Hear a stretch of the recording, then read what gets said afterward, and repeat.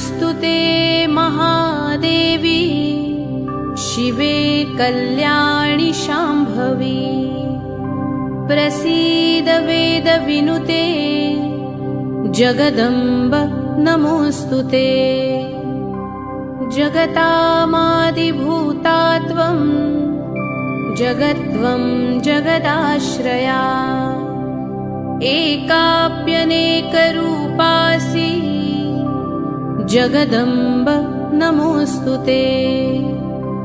सृष्टिस्थितिविनाशाना हेतुभूते मुनिस्तुते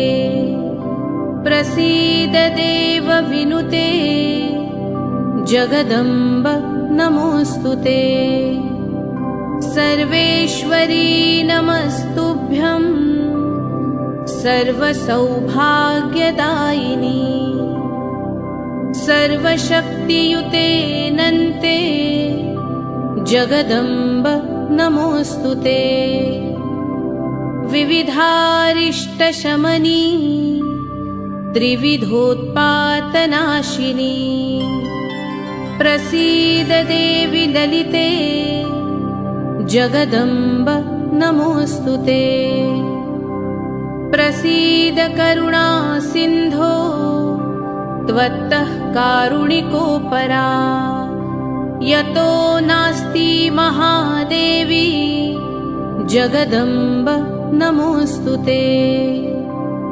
शत्रुञ्जहि जयं देहि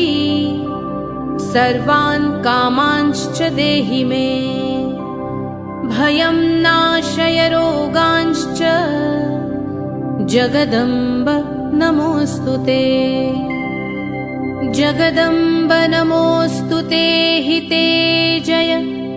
शम्भोर्दयिते महामते कुलदेवी नमोऽस्तुते सदा हृदि मे तिष्ठ यतोऽसि सर्वदा तुळजापुरवासिन्या देव्यः स्तोत्रमिदं परं यः पठेत् प्रयतो भक्त्या सर्वान् कामान् स आप्नुयात्